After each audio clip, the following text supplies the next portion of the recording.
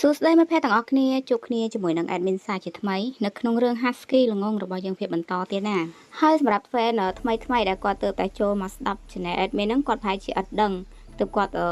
comment សួរអំពីរូបភាពអីអញ្ចឹងគាត់ឆ្ងល់ថា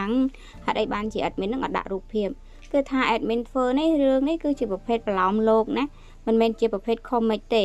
បើ comic គឺមានរូបភាពហើយក៏ប៉ុន្តែអ្វីដែល admin ធ្វើគឺចេញពីប្រឡោមលោកអញ្ចឹងហើយបានជាវាអត់មានរូបភាពគឺថាប្រភេទ comic ផ្សឹងប្រឡោមលោកផ្សេងហើយជាប្រភេទភាពយន្តហ្នឹងផ្សឹងទៀតណាហើយសម្រាប់រឿងហ្នឹងក៏មានជាភាពយន្តដែរគ្រាន់តែថាភាពយន្តហ្នឹងគឺចេញអត់រួចទេពីព្រោះអីរដ្ឋាភិបាលចិនហ្នឹងគឺមិនអនុញ្ញាតឲ្យខ្សែភាពយន្ត BL ហ្នឹងចេញនៅក្នុងប្រទេសចិនទេលុះត្រាតែក្រុមហ៊ុនភាពយន្តហ្នឹងគឺគាត់មានការសហការជាមួយនឹងប្រទេសខាងដែលគេអនុញ្ញាតឲ្យចេញប្រភេទរឿង BL បានអីអញ្ចឹងណាអាហ្នឹងបានចេញរួចក៏ប៉ុន្តែសម្រាប់រឿងហ្នឹងប្រហែលជា3 4 5 6ឆ្នាំមុនម្លេះអញ្ចឹងការជំនាន់ហ្នឹងគឺគេអត់អនុញ្ញាតហើយគាត់បានសហការជាមួយនឹងដៃគូនៅខាងក្រៅប្រទេសអីអញ្ចឹងណាអញ្ចឹងហើយបានជារឿងហ្នឹងគឺចាលចេញអត់រួចទេអូខេអ្នកនរគ្នាឥឡូវនេះយើងមកចាប់ផ្ដើមសាច់រឿងរបស់យើងវិញណាហើយបន្ទាប់ពីភាពមុននៅពេលដែលសៀមឹងគេមកចាំម៉ូរ៉ានត្រឡប់មកវិញហើយនៅពេលដែលម៉ូរ៉ានត្រឡប់មកវិញសៀមឹងក៏បាននាំម៉ូរ៉ានមកដំណាក់តានស៊ីនចំណែកឯស៊ឺមីងក៏មិនបានមកជាមួយនោះទេនៅក្នុងសាលប្រជុំក៏មានមនុស្សមួយក្រុមមើលទៅសភាពការក៏ដូចជាមានការតានតឹងជាខ្លាំងខណៈនេះមេប៉ាក់មិននៅក៏មានតែប្រពន្ធរបស់គាត់នោះទេដែលនៅនឹងកន្លែងហ្នឹងប្រពន្ធមេប៉ាក់គាត់គ្រាន់តែជាមនុស្សស្រីម្នាក់ដែលបិទភ្នែកបិទត្រចៀកនិងមិនជ្រៀតជ្រែករឿងនៅក្នុងពិភពគុណឡើយក៏ដូចជារឿងនារីក្លាហានអីណាអារឿងទាំងអស់ហ្នឹងគាត់គឺមិនជំនាញនោះទេហើយក៏ដូចពេលនេះអញ្ចឹងគាត់មើលទៅក៏ដូចជាមានកង្វល់ជាខ្លាំងម៉ូរ៉ាននៅពេលដែលមកដល់ក៏ឃើញថាតាមការពិតទៅគឺជារងជាវដែលប្រុសមិនប្រុសស្រីមិនស្រីម្នាក់ហ្នឹងតាមុននឹងចេញមកខ្លួនបានយកទ្រព្យសម្បត្តិរបស់គេមកមើលទៅអ្នកមកខាងទៀតប្រមាថពិតជាធំមែនណោះដែលហ៊ានតាមខ្លួនមកដល់ភ្នំស៊ឺសឹងនេះខណៈនេះរងជាវកំពុងតែអង្គុយនៅលើផ្លូវបរោះម្នាក់ហើយយំស្រែកភ្នែកសិតតែទឹកភ្នែកមើលទៅឡើងដូចស្រូវត្រូវទឹកភ្លៀងយ៉ាងអញ្ចឹងហើយនៅពេលដែលឃើញសៀមឹងនាំម៉ូរ៉ានចូលមកដល់ក្នុងដំណាក់កេងក៏កាន់តែយំស្រែក1 គុណនឹង 3 ថែមទៀតនេះបើកុំតែមានបរោះម្នាក់អោបប្រសោបទេប្រហែលជាគេត្រូវយំឡើងលងទឹកភ្នែករបស់ខ្លួនឯងដួលសន្លប់ស្ដោកបាត់ទៅហើយឃើញបែបនេះប្រពន្ធរបស់មេប៉ាំងគាត់ក៏ដូចជាធ្វើខ្លួនមិនត្រូវដែរនៅពេលដែលឃើញមនុស្សប្រុសម្នាក់មកយំស្រែកដូចជាមនុស្សស្រីរកភាពស្អាតស្អំឲ្យខ្លួនអីបែបនេះចំណែកឯម៉ូរ៉ានរត់តែអត់ខ្វល់ទៀតគេក៏មិនបានយកភ្នែកទៅមើលសាហាយស្មន់ឆ្កែមកគូនេះសំបីតែបន្តិចហើយក៏ធ្វើការគោរពទៅកាន់ស្ត្រីម្នាក់ហ្នឹងទៅថាអ្នកមីងខ្ញុំត្រឡប់មកវិញហើយវ៉ាងហ្វូរិននៅពេលដែលឃើញម៉ូរ៉ានត្រឡប់មកវិញអញ្ចឹងគាត់ក៏រៀងធូរទ្រូងបន្តិចដែរពីព្រោះអីនៅទីបំផុតហ្នឹងមេបញ្ហាក៏បានមកដល់អីអញ្ចឹងណាវ៉ាងហ្វូរិននៅពេលដែលឃើញម៉ូរ៉ានគាត់ក៏និយាយទៅកាន់ម៉ូរ៉ានទៅថាអរ៉ាននៅទីបំផុតឯងក៏បានមកដល់ល្មមម៉ូរ៉ាននៅតែធ្វើមើលមិនឃើញសាហាយឆ្កែមកគូនេះដដែលហើយក៏ញញឹមសួរទៅកាន់គាត់វិញទៅថាយប់ថ្មនេះហើយអ្នកមីងនៅតែមិនទាន់សម្រាប់ទៀតតើនៅរងចាំខ្ញុំមានការអីមែនវ៉ាងហ្វូរិនក៏តបឯងមើលទៅអ្នកប្រុសម្នាក់នេះថាឯងយកប្រាក់របស់គេទៅវ៉ាងហ្វូរិនគាត់ក៏និយាយរៀងលាខ្លួនបន្តិចគាត់ក៏ដឹងដែរថាក្មួយប្រុសរបស់គាត់ក៏ចូលចិត្តទៅលេងសំណាក់បនដែរអញ្ចឹងហើយទើបគាត់និយាយរៀងស្រាលបន្តិច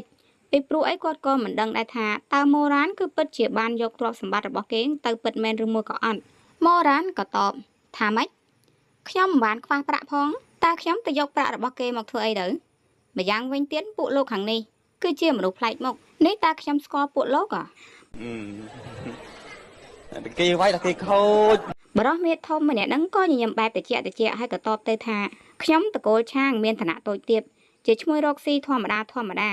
មិនចាប់អារម្មណ៍រឿងកប៉ិចកប៉ុកនោះទេដូច្នេះហើយហៅខ្ញុំថាឆាងតាទៅបានហើយម៉ូរ៉ានក៏ញញឹមតិច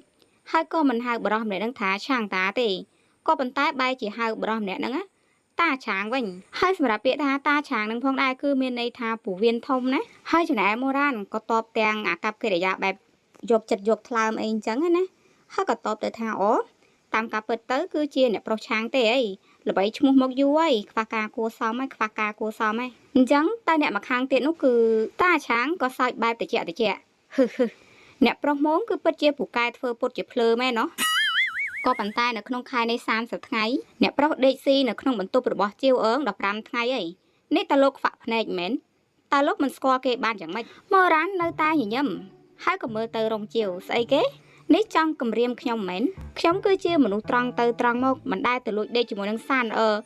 ជីវស្អីពីមុនមកទេរងជាវនៅពេលដែលលឺម៉ូរ៉ាននិយាយអញ្ចឹងគេខឹងឡើងមុខក្រហមហើយក៏យំផ្អោបមុខទៅលើដើមទ្រូងតកូលឆាងនឹងនិយាយទៅកាន់ម៉ូរ៉ានទៅថាខ្ញុំអ្នកប្រុសម៉ូខ្ញុំដឹងថាខ្ញុំមានឋានៈតូចទាបមិនស័ក្តិសមនឹងកន្លែងនេះទេបើលោកមិនធ្វើបាបខ្ញុំពេកទេខ្ញុំក៏ប្រហែលជាមិនមកតាមលោកដល់ទីនេះដែរម៉ូរ៉ានក៏តបយ៉ាងលឿននិយាយដោយខ្លួនឯងនឹងរងនូវភាពអយុត្តិធម៌អញ្ចឹងខ្ញុំពិតជាមិនស្គាល់អ្នកពិតមែនសូម្បីតែអ្នកគឺជាបរិសឬមកក៏ជាស្ត្រីខ្ញុំមើលមិនយល់ផងតើពួកយើងធ្លាប់ជួបគ្នាបានយ៉ាងម៉េចទៅអញសួរឲ្យពេញសំដាយទៅឈួតម៉ែឯងទីមកស្បាច់ជើកដារងជាងក៏តបទាំងហួសចិត្តការប្រយុទ្ធមិញលោកនៅឧបត្ថម្ភអាជីវកម្មរបស់ខ្ញុំសោះហេតុអីបានជាឥឡូវប្រែជាតិចដល់ថ្នាក់នេះអ្នកប្រុសឆាងអ្នកប្រុសត្រូវតែចេញមកឲ្យខ្ញុំណានិយាយហើយក៏ផ្អោបមុខទៅលើដើមទ្រូងតកូលឆាងនឹងយំលើសដើមឡើងចង់คลายទៅជាមនុស្សទឹកភ្នែកទៅហើយសៀមឹងដែលឈរស្ដាប់នៅខាងនោះផ្ទៃមុខរបស់គេក៏ម្ដងខៀវម្ដងខ្ទប់ដែរឃើញអាកប្បកិរិយាសាហាយស្មន់ឆ្កែមកគូនេះហើយសឹងថាទ្រាំមិនបានទេនេះបើកុំតែគេរក្សាអាកប្បកិរិយាជាមេបកតូចទេនោះម្ល៉េះប្រហែលជាគេត្រូវទាត់សាហាយឆ្កែមកគូនេះចុះពីលើភ្នំតាំងពីយូរណាស់ទៅហើយតកូលឆាងហ្នឹងក៏និយាយលួងលោមទៅកាន់រងជាវបន្តិចមុននិយាយទៅកាន់វ៉ាងហ្វូរិនទាំងខឹងទៅថាវ៉ាងហ្វូរិនកំពូលភ្នំស៊ឺសឹងគឺជាសំណាក់រក្សាគុណធម៌ក៏ប៉ុន្តែអ្នកប្រុសម៉ូម្នាក់នេះបែរជាមនុស្សអាក្រក់ថោកទាបជីវខំរកប្រាក់ទាំងក្តៅទាំងត្រជាក់សង្ឃឹមថានឹងបានលួសខ្លួននៅថ្ងៃណាមួយឥឡូវល្អណាស់គេមិនត្រឹមតែរំលោភជីវប៉ុណ្ណោះទេហើយនៅថែមទាំងលួចយកទ្រព្យសម្បត្តិដែលគេខំរកមកទាំងសាច់ទាំងឈាមទាំងលំបាកនេះថែមទៀតថ្ងៃនេះបើសិនជាកំពូលភ្នំស៊ឺសឹងមិនផ្ដល់ការអធិប្បាយសមចិត្តរបស់ពួកគេនោះទេនោះពួកគេនឹងធ្វើឲ្យបាក់ភ្នំស៊ឺសឹងមិនបានសុខដូចគ្នាបើទោះបីពួកគេមិនមែនជាមនុស្សដែលហាត់យុទ្ធសាស្ត្រក៏ដោយក៏ប៉ុន្តែសម្អាងលើពួកគេគឺជាអ្នកចំនួនអំបិលច្រើនចំនួនត្រឹមតែធ្វើរឿងឲ្យភ្នំស៊ឺសឹងក្តៅក្រហាយនោះពួកគេក៏អាចធ្វើបានវ៉ាងហ្វូរិនគាត់ក៏និយាយមិនចេញនឹងបានត្រឹមតែណាម៉ូរ៉ាញញឹមគិតនៅក្នុងចិត្តតកូលឆាងនេះធ្វើជំនួយអំបិលមានឡើងធាត់ដូចជ្រូកសុទ្ធតែខ្លាញ់ក៏ប៉ុន្តែតកូលឆាងនេះសិតសឹងតែមិនដែលគិតថានឹងលួសខ្លួនឲ្យរងជាវនោះទេផ្ទុយទៅវិញគេបែរជាឲ្យរងជាវរបស់ខ្លួនឯងហ្នឹងទៅរកប្រាក់លួសខ្លួនឲ្យខ្លួនឯងហើយបើនិយាយថាតកូលឆាងនេះមិនលេងល្បិចអាណាជឿម៉ូរ៉ានក៏ញញឹមហើយក៏និយាយតទៅថាតាមការពិតទៅគឺជាលបងឆាងបុតអ្នកចំនួនដែលមានទ្រព្យសម្បត្តិច្រើនជាងគេនៅអ៊ីជូនឹងសោះអាកប្បកិរិយាដ៏ស្រស់សង្ហារបស់លោកនេះពិតជាធ្វើឲ្យខ្ញុំបានបើកភ្នែកបើកត្រចៀកពិតមែនសូមតសើតកូលឆាងនឹងបានម៉ូរ៉ានិយាយតសើអញ្ចឹងក៏ធ្វើខ្លួនរៀងខ្មើបន្តិចមុននឹងនិយាយតទៀតថាចាត់ទុកថានៅស្គាល់មេឃខ្ពស់ដីទាបបណ្ណាខ្លះអូខេហើយបើដឹងអញ្ចឹងហើយបើឆ្លាតមិនចង់នាំភាពក្តៅក្រហាយដាក់ខ្លួនឯងទេក៏ឆាប់យករបស់ជីវដែលបានលួចទៅនោះមកឲ្យគេវិញទៀតម៉ូរ៉ាញញឹមតបប្លែកណាជីវរបស់លោករាល់ថ្ងៃទទួលភ្ញៀវច្រើនណាស់របស់មានតម្លៃបាត់ហេតុអីមិនទៅបន្ទោសអ្នកផ្សេងក៏ប៉ុន្តែបែរជាទម្លាក់ឲ្យខ្ញុំទៅវិញតកូលឆាងហ្នឹងក៏កាំងនិយាយមិនចេញខឹងឡើងខំធ្មេញក្រើត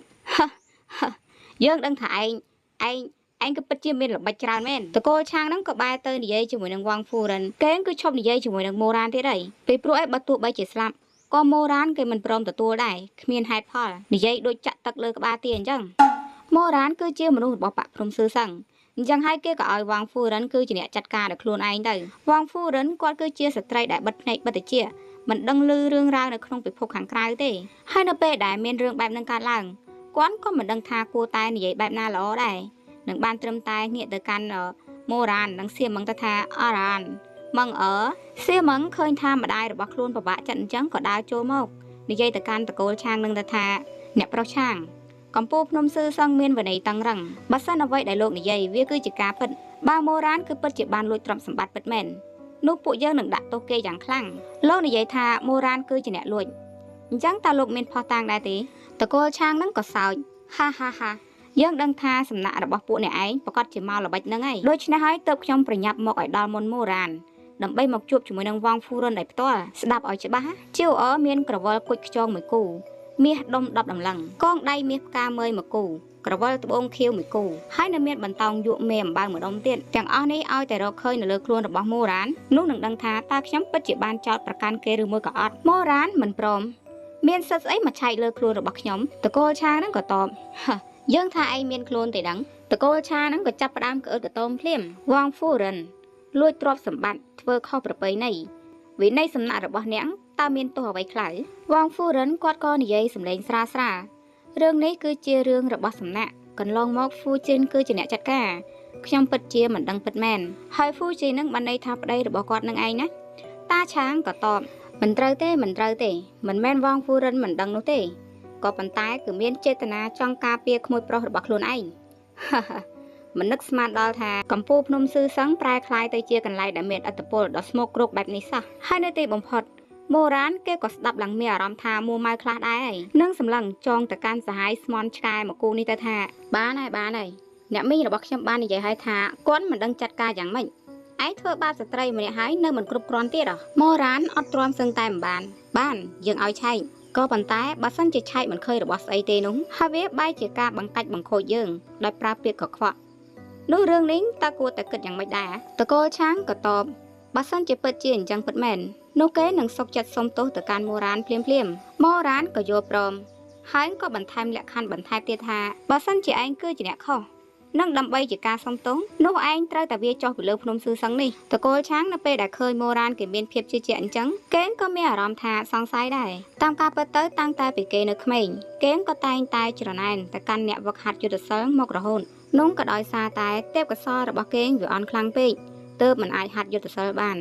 ប្រហែលថ្ងៃមុនគេក៏បានឮមកថាដៃគូចាស់របស់រងជាវបានក្លាយទៅជាមនុស្សសំណប់ចិត្តរបស់មូរ៉ានដូច្នេះហើយទើបអ្នកទាំងពីរធ្វើការប្រឹងប្រែងគ្នាដែលឲ្យរងជាវឆ្លៀតឱកាសនេះដណ្ដើមយកមូលដ្ឋាននៃការវឹកហាត់របស់មូរ៉ានមកឲ្យបានហើយបើសិនជាយកមកបាននោះត្រកូលឆាងនេះនឹងលួសខ្លួនរបស់រងជាវហើយមិនត្រឹមតែលួសខ្លួនរបស់រងជាវប៉ុណ្ណោះនោះទេគឺនៅថែមទាំងទទួលរងជាវឲ្យចូលក្នុងគ្រួសាររបស់ត្រកូលឆាងថែមទៀតនិងព្រមទាំងធានានៅភាពរុងរឿងមានសុភមង្គលអស់មួយជីវិតត្រកូលឆាងស្វែងរកភាពអមតៈរងជាវស្វែងរកទ្រព្យសម្បត្តិមនុស្សអាក្រក់ពីរអ្នកខົບខិតគ្នាគឺពិតជាស័ក្តិសមនឹងគ្នាពិតមែនកាលពីជាតិមុនមូរ៉ានក៏ចាញ់ល្បីរបស់ពួកគេដែរ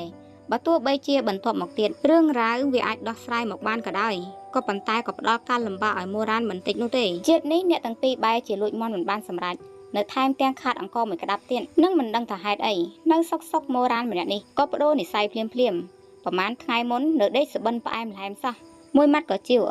ពីរម៉ាត់ក៏ជីវក៏ប៉ុន្តែនៅព្រឹកនេះបន្ទាប់ពីធ្វើស៊ីរងជីវយ៉ាងធ្ងន់ធ្ងរពីលើកឡើងសន្លប់រួចមកមូរ៉ានបែរជាលួចយកទ្រព្យសម្បត្តិរបស់រងជីវរត់បាត់ដូច្នេះហើយទើបត្រកូលឆាងនេះប្រញាប់មករករឿងដល់ភ្នំស៊ឺសឹងភ្លាមតែម្ដងត្រកូលឆាងហ្នឹងក៏លេងគ្រាប់ឃ្លីនៅនឹងដៃឬសូ TikTok គេងគឺបានរៀបចំផែនការជាស្រេចរួចមកហើយថាបើសិនជាមូរ៉ានត្រូវចាប់បាននោះគេនឹងគៀបវងហ្វូរិនឲ្យបំផ្លាញយុទ្ធសាស្ត្ររបស់មូរ៉ានចោលដូច្នេះហើយខណៈពេលនេះគេងក៏បានយកបន្ទះត្បូងយក់មួយប្រភេទមកជាមួយផងដែរត្បូងយក់នេះគឺអាចស្រូបយកកម្លាំងធាតុរបស់មូរ៉ានបានខណៈពេលដែលគេងកំពុងតែបំផ្លាញចោលហ្នឹងណាហើយនៅពេលដែលយកកម្លាំងធាតុរបស់មូរ៉ានមកបានហើយនោះគេនឹងយកកម្លាំងធាតុនេះដាក់រួមជាមួយនឹងចំណុចស៊ីហាយរបស់ខ្លួនឯងចំណុចស៊ីហាយនេះផងដែរវាលក្ខណៈថាដូចជាសមុទ្រចិត្តរបស់យើងអញ្ចឹងវាគឺជាចំណុចតែមួយជាមួយនឹងចំណុចតានធានដែលចំណុចតានធាននេះផងដែរនៅចំក្បាលពោះរបស់យើងណាគឺនៅចំក្រោមផ្សិតរបស់យើងនឹងឯងត្រឡប់មកវិញតកូលឆាងនៅពេលដែលសម្លឹងមើលទៅកាន់មូរ៉ានដូចជាមិនក្តៅក្រហាយចិត្តអីបន្តិចសោះដូច្នេះហើយគេក៏គិតដែរថាមូរ៉ានមានល្បិចច្រើនណាស់តិចវាយករបស់ដែលបានលួចទៅនោះយកទៅលក់បាត់អស់ហើយទីដឹងរួចហើយក៏រងចាំពេលវេលារកភាពស្អាតស្អំឲ្យខ្លួនឯងនៅខាងនេះកំពុងតែគិតឡើងចង់បែកខួរហើយនឹងចំណែកឯអ្នកម្ខាងទៀតវិញក៏កំពុងតែដោះសម្លៀកបំពាក់យ៉ាងសប្បាយខ្លាំងមែនតើធ្វើអាកប្បកិរិយាបែបអញ្ជើញឆែកអីអញ្ចឹងណាមូរ៉ានក៏និយាយឡើងទៅថាមិនចាំបាច់ក្រែងចិត្តទេឆែកតាមស្រួលហើយបន្ទាប់ពីឆែកទៅឆែកមកក៏បែរជាឆែករកមិនឃើញស្អីទាល់តែសោះទឹកមុខរបស់ត្រកូលឆាងក៏ចាប់ផ្ដើមប្រែពណ៌ហើយក៏និយាយទៅថាមិនអាចទៅរួចទេឯងច្បាស់ជាលេងល្បិចរំខានទេកែវភ្នែកដ៏ខ្មៅក្រឹបបញ្ចេញពន្លឺពណ៌ស្វាយរបស់មូរ៉ានក៏រួមតូចបន្តិចគេលោកអង្អែលចង្ការខ្លួនឯងហើយនិយាយទៅថាសម្លៀកបំពាក់ខាងក្រៅរបស់ខ្ញុំឯងក៏ឆែក10ដងទៅហើយរាងកាយរបស់ខ្ញុំទាំងមូលនេះឯងក៏ឆែក7 8ដងហើយដែរនឹងនៅតែអាក្រាតកាយឯងមើលទេនេះឯងនៅមិនអស់ចិត្តទៀតត្រកូលឆាងឮមូរ៉ាននិយាយអញ្ចឹងគេក៏និយាយមិនចង់ចេញបានត្រឹមតែមូរ៉ានឯងមូរ៉ានក៏និយាយតខ្ញុំយល់ហើយអ្នកប្រុសឆាងនេះលោកមិនមែនងប់ងល់នឹងភាពស្រស់ស្អាតរបស់ខ្ញុំតាំងចិត្តសម្ដែងល្ខោនមួយឈុតនេះរត់មករកសាច់ជាមួយនឹងខ្ញុំយកប្រៀបលើខ្ញុំដៃផ្ទាល់ទេដឹងអញអស់និយាយមក tiệt ai anh ơi cái bàn tiệt bàn ăn tàu mê លើម៉ូរ៉ាននិយាយចឹងតកូឆាងនោះក៏កាន់តែខឹងខ្លាំងស្ទើរតែស្ទះខ្យល់ដួលស្លាប់នៅនឹងកន្លែងដៃជើងអល់ទៅកាន់ខ្ទង់ច្រមុះរបស់ម៉ូរ៉ានមកយូរក៏ប៉ុន្តែនៅតែនិយាយមិនចេញសំបីតែមួយម៉ាត់គឺថាខឹងខ្លាំងនេះខឹងឡើងមុខក៏ហុំទាំងហើយចំណែកឯសៀមឹងដែលឈរនៅម្ខាងនោះវិញគេក៏ទ្រាំដល់ដំណាក់កាលចុងក្រោយដូចគ្នាបើទោះបីជាគេនឹងមិនចូលចិត្តមុខរបស់ម៉ូរ៉ាននឹងក៏ដោយទោះជាយ៉ាងណាម៉ូរ៉ានក៏ជាមនុស្សរបស់ភ្នំស៊ឺសឹងដែរដូច្នេះហើយគឺមិនអាចឲ្យអ្នកដទៃមកប្រមាថបាននោះទេសៀមឹងក៏ដើរចូលទៅរកតកូលឆាងដោយមិនក្រែងចិត្តទៀតហើយចាប់កាច់ដៃតកូលឆាងនឹងចេញនិងនិយាយទាំងខ្យាលទៅថារញ៉េរញ៉ៃជាមួយឯងអស់កន្លះថ្ងៃការពិតគឺមកបង្ករឿងនេះណាត្រកូលឆាងក៏ស្រែកអុយអុយក្តោបដៃរបស់ខ្លួនឯងជាប់ហើយក៏តបទៅថាពួកឯងល្អណាស់គឺជាបពួកតែមួយនេះឯងអញ្ចឹងតើបានជារកមិនឃើញរបស់នៅលើខ្លួនរបស់ម៉ូរ៉ានច្បាស់ណាស់ឯងច្បាស់ជាយកតលាក់ឲ្យវាមិនខានទេដូច្នេះហើយឯងក៏ដោះសម្លៀកបំពាក់របស់ឯងចេញដែរទៅយើងនឹងឆែកនៅលើខ្លួនរបស់ឯងសៀមឹងមានអារម្មណ៍ថាស្លើខ្លាំងមែនទែននេះបែរជាមានមនុស្សហ៊ានមកបញ្ជាយើងឲ្យដោះសម្លៀកបំពាក់សៀមឹងខ្មាស់គេខំឡើងចេញផ្សែងភួលឥតគេខ្មាស់គិតចង់យកជើងឆ្កែរបស់ឯងមកប៉ះអាវអ្នកប្រុសដូចជាយើងផងនៅមិនឆាប់ប្រកាច់កចេញទៅអផុតផុតទៀតមេប៉ាតយនិយាយចប់អ្នកដែលជាកូនចៅនៅក្នុងដំណាក់តានស៊ីនដែលឈរទ្រាំស្ដាប់ឡើងសគាតិចក៏នាំគ្នាចូលមកព្រូចាត់ការដេញពួកមនុស្សធម្មតាដែលគ្មានកម្លាំងតបតនេះចុះចេញពីភ្នំភ្លាមចំណែកឯត្រកូលឆាងនោះក៏ស្រែកជេរម៉ូរ៉ានទាំងខឹងទៅថាម៉ូរ៉ានផ្ញើទុកសិនចុះ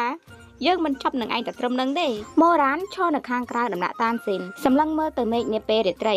ញញឹមព្រិចភ្នែកនិយាយទាំងដកដង្ហើមធំថាយើងពិតជាខ្លាចសៀមឹងក៏សម្លឹងមើលទៅកាន់ម៉ូរ៉ានទាំងតិចខ្លាចស្អីម៉ូរ៉ានក៏តបធ្វើដូចជាព្រួយបារម្ភទៅថាផ្ទះរបស់គេលក់អំបិលយើងខ្លាចថានឹងអត់អំបិលស៊ីណា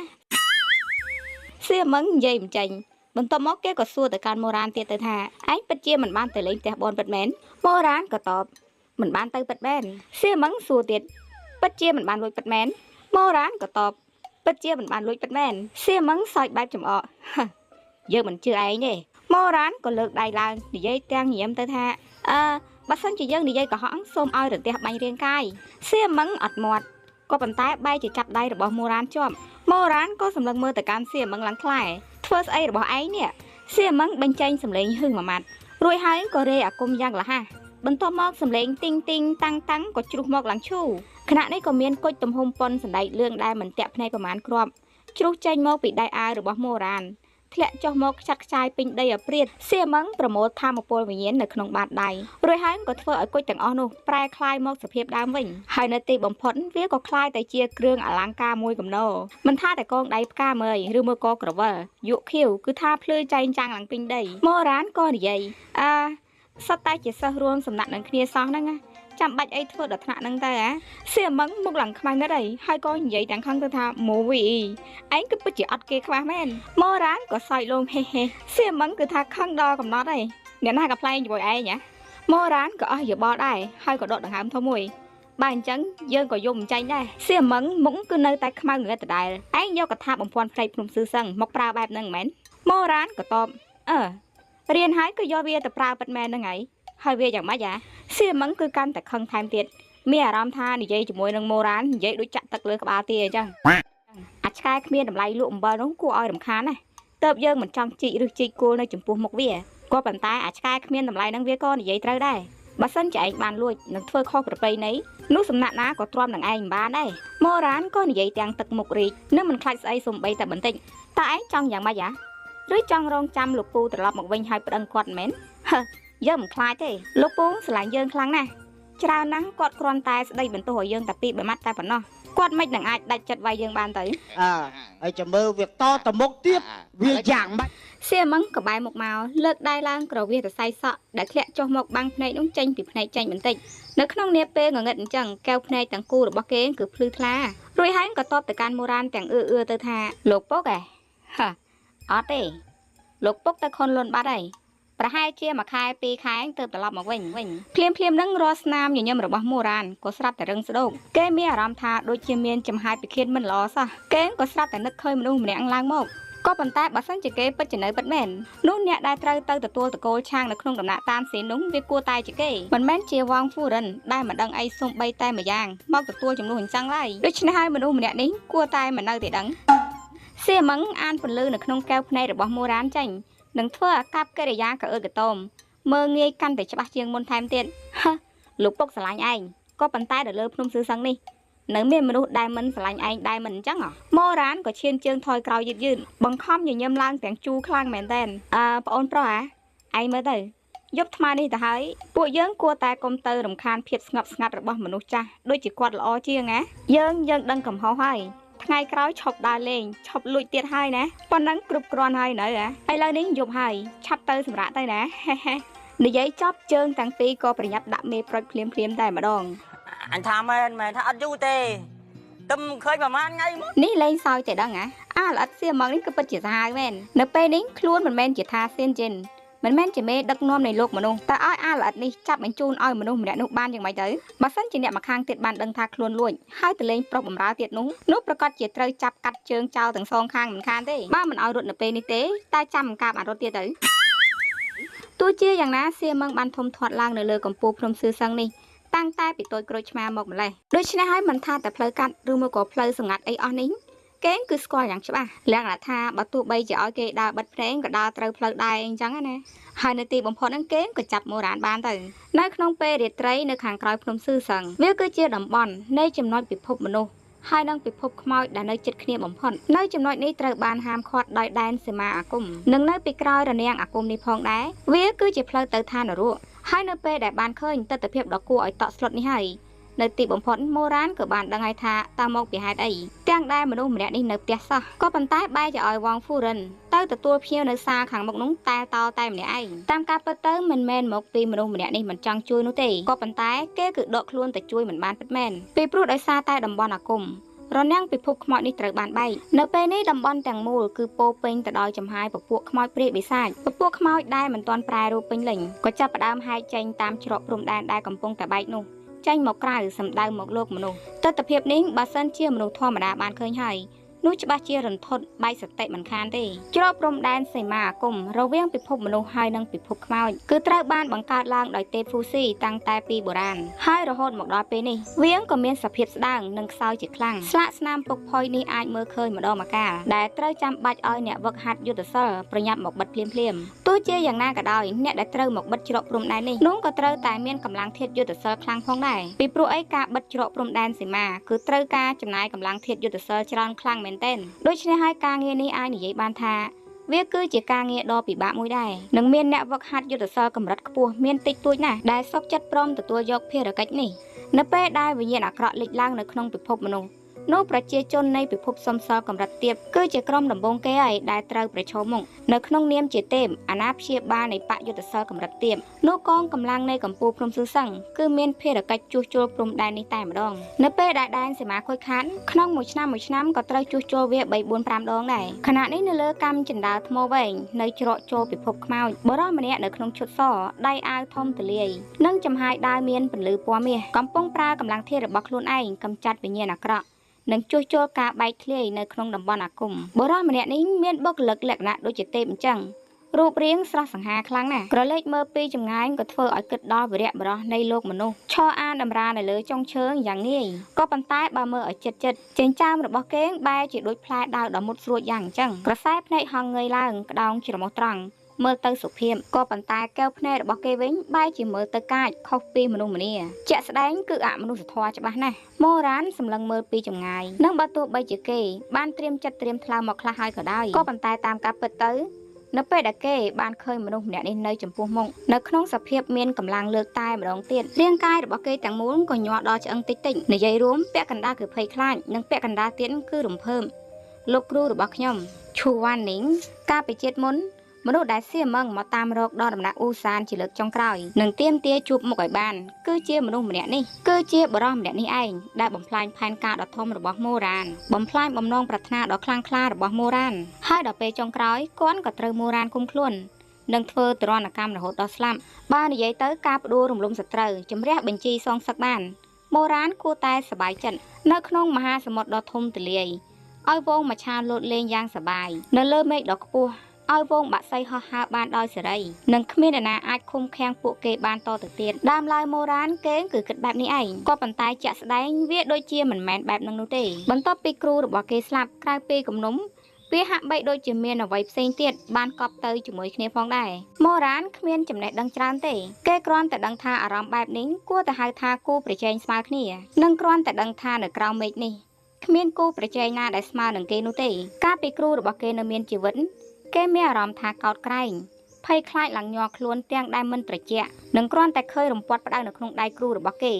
ក៏ធ្វើឲ្យគេឡើងព្រឺព្រួចប្រៀបបីដូចជាសត្វឆ្កែដែលត្រូវវាយឡើងស៊ាំនិងនៅពេលដែលឮស្នូសំឡេងរំពាត់ក៏ធ្វើឲ្យគេឈឺធ្មេញទន់ជើងទឹកមាន់ស្រក់ចេញពីមាត់តានតាំងឡើងកំភួនជើងកន្ត្រាក់ជាបណ្ដើ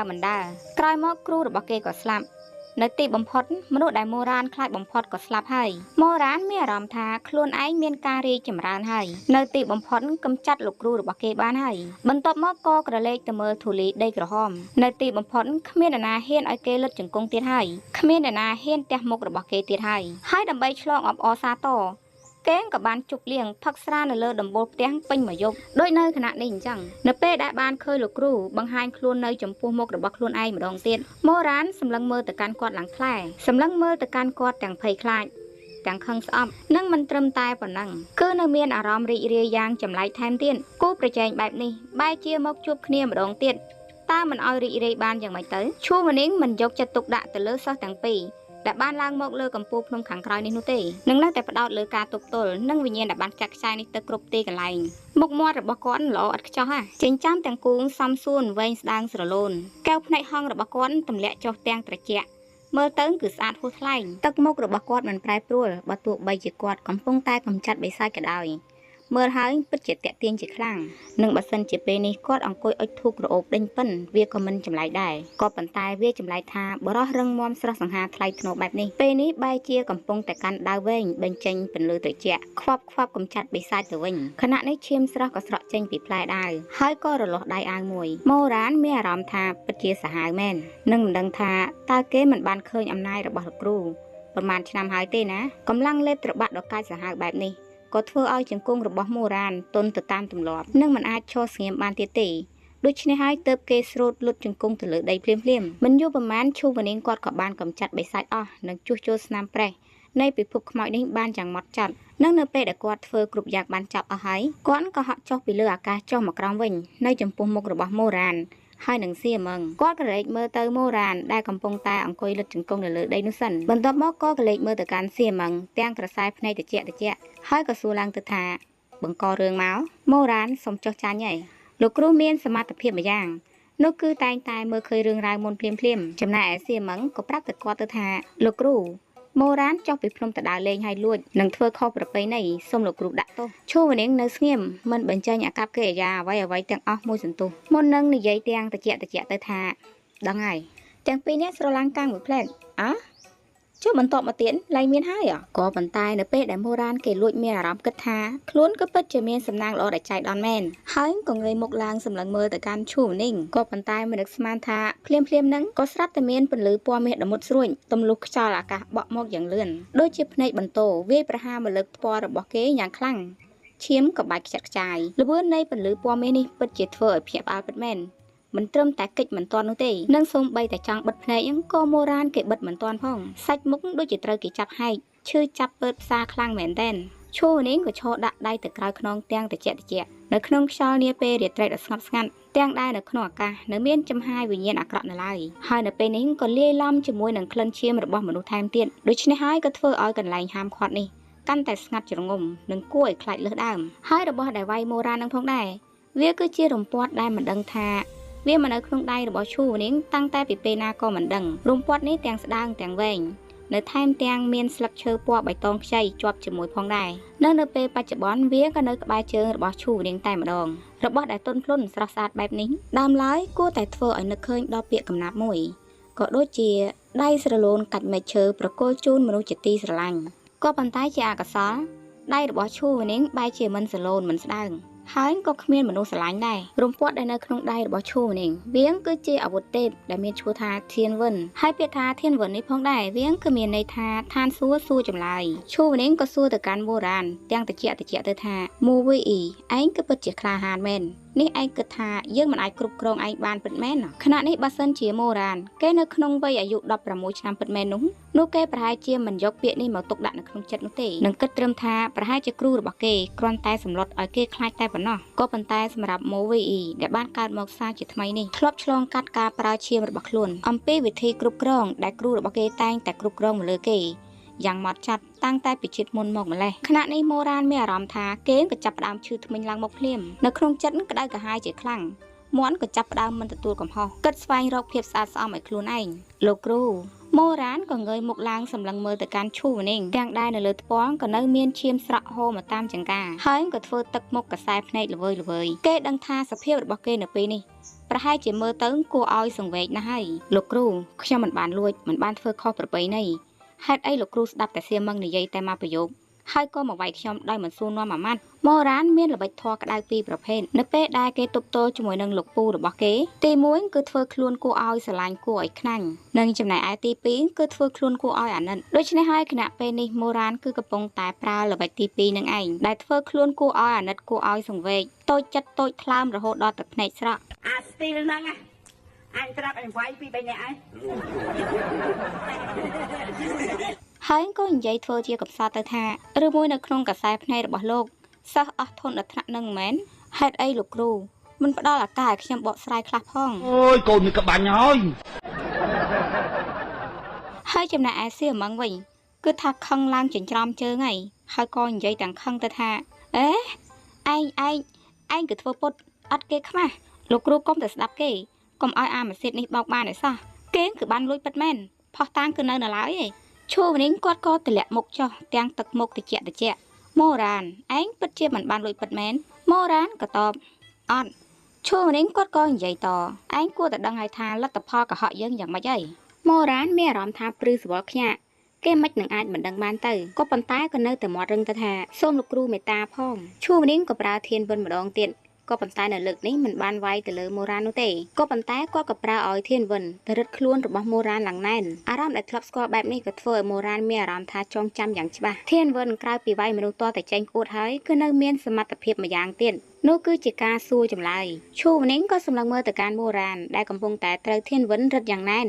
ហើយក៏សួរទៅថាពិតជាមិនបានលួចម៉ូរ៉ានមានអារម្មណ៍ថាការឈឺចាប់ដែលធ្លាប់ស្គាល់ក៏បានវាយប្រហារដល់បេះដូងនិងប្រៀបបីដូចជាមានពពួកអាសិរពិសដែលមានចង្គមដ៏មុតស្រួចវាយប្រហារអវយវៈខាងក្នុងយ៉ាងខ្លាំងម៉ូរ៉ានប្រឹងហាមាត់ឡើងនិយាយទាំងស្អកខ្ញុំមិនបានលួចទេធានវិនទទួលដឹងបានថាម៉ូរ៉ានកំពុងតែនិយាយកុហកហើយក៏បញ្ចេញពលឺចែងចាំងភ្លឺលើសដើមម៉ូរ៉ានឈឺចាប់ឡើងបែកញើសពេញថ្ងៃក៏ប៉ុន្តែក៏នៅតែមិនព្រមចុះចាញ់និងទ្រាំរហូតដល់ដង្ហើមចុងក្រោយដែរហើយនេះគឺជាសមត្ថភាពទី2របស់ធានវិនដែលវាគឺជាការសួរចម្លើយនេះឯងនៅពេលដែលត្រូវធានវិនរឹតជាប់ហើយនោះពួកគេគឺមិនអាចនិយាយកុហកនៅចំពោះមុខម្ចាស់របស់ធានវិនបានឡើយនឹងមិនថាគឺជាមនុស្សឬមកក៏ជាខ្មោចឬមកក៏រស់ឬមកក៏ស្លាប់នោះទេធានវិនគឺអាចគាស់មាត់របស់ពួកគេចេញមកបានតាមអ្វីដែលឈូវនីងគាត់ចង់ដឹងការវិជាតិមុនក៏មានមនុស្សម្នាក់អាស្រ័យនៃការវឹកហាត់យុទ្ធសាស្ត្រដល់ដំណាក់កាលខ្លាំងក្លាបំផុតគេក៏អាចទប់ទល់ជាមួយនឹងធានវិនបានហើយមនុស្សម្នាក់នឹងផងដែរគឺជា MOVE ដែលបានខ្លាយទៅជាថាសៀនទីជៀនហើយនឹងឯងដូច្នេះហើយគណៈពេលនេះម៉ូរ៉ានសំអាងលើសំណាងល្អរបស់ខ្លួនឯងកាលពីជាតិមុនក៏ខំប្រឹងទ្រាំប្រឆាំងជាមួយនឹងធានវិនហើយក្រោយពីស៊ូទ្រាំខំថ្មិញឡើងក្រើតអស់ទៅមកយូរថ្ងាសរបស់ម៉ូរ៉ានក៏ចាប់ផ្ដើមស្រក់ញើសចេញមកប៉ិនគ្រាប់ពោតនឹងមិនបានយូរប្រមាណខ្លួនប្រាណរបស់ម៉ូរ៉ានក៏ចាប់ផ្ដើមញ័រឡើងទៅត្រើតនៅដល់ពេលចុងក្រោយឈឺរហូតតតែផ្ដួលខ្លួននៅក្បែរជើងរបស់ឈូវនីងហើយក៏ដកដង្ហើមធំខ្ញុំបានលួចហើយបន្ទាប់ពីសារភាពការឈឺចាំក៏បានរសាយក៏ប៉ុន្តែម៉ូរ៉ានមិនទាន់បានសម្រាកដកដង្ហើមស្រួលបួលផងក៏ស្រាប់តែលើឈូវនីងគាត់សួរឡើងទាំងតិចលើសដើមទៀតថាបានធ្វើខុសប្រពៃណីខណៈនេះម៉ូរ៉ានមានអារម្មណ៍ថាមនុស្សដែលឆ្លាតប្រកាសជាមិនធ្វើរឿងដែលល្ងងខ្លៅដដែលនោះទេដូច្នេះហើយខណៈពេលដែលការឈឺចាប់បំរុងនឹងចាប់ដើមម៉ូរ៉ានក៏ប្រញាប់ស្រែកឡើងទៅថាបានអូយឈប់ហើយលោកគ្រូឈប់ហើយចង្រៃណាស់លឺម៉ូរ៉ានព្រមសារភាពអញ្ចឹងសៀមម៉ឹងដែលនៅឈរខាងក៏ធ្វើឲ្យគេមានការភ្ញាក់ផ្អើលខ្លាំងមែនទែននេះឯងរងជាវម្នាក់នោះគឺជាមនុស្សប្រុសហេតុអីបានឯងខណៈពេលនេះគ្មាននរណាម្នាក់ទៅចាប់អារម្មណ៍ជាមួយនឹងសៀមម៉ឹងនោះទេហើយបែរមកមើលខាងម៉ូរ៉ានឯវិញពន្លឺរបស់ធានវិនក៏ចាប់ផ្ដើមស្បើយទៅបាត់ដែរម៉ូរ៉ានសារដង្ហើមឡើងដង្ហក់ខ្លួនសិតតែញើសពេញខ្លួនមើលទៅសភាពប្រៀបបីដូចជាទឹកឡើងពីទឹកអញ្ចឹង នឹងចំណែកឯផ្ទៃមុខវិញឡើងសស្លេកប្រៀបបីដូចជាกระดาษបបោមាត់នៅញ័រត្រើតនៅឡើយរាងកាយទាំងមូលគ្មានកម្លាំងកំហែងសូម្បីតែចង់អង្គុយក៏អង្គុយមិនកើតផងរោមភ្នែករបស់គេងពោពេញទៅដោយញើសសម្លឹងមើលទៅកាន់ឈូនាងមើលទៅឡើងព្រិលខណៈនេះការខឹងស្អប់ការចងកនំក៏បានផ្ទុះឡើងនៅក្នុងចិត្តឈូវ៉ានីងការពិជាតិមុនខ្លួនយើងធ្វើបែបនោះដាក់លោកគឺមិនខុសសំបីតែបន្តិចនឹងបើទោះបីជាមានជីវិតកើតមកសាជាថ្មីក៏យើងនៅតែជន់ឈ្លីប្រមាថលោកយើងនឹងរំលោភលោករំលោភឧបៈបរោះរបស់លោក18ចំនួន ទៀតឯងអញហើយតែបានផ្ទះបាញ់អត់ត្រូវមែន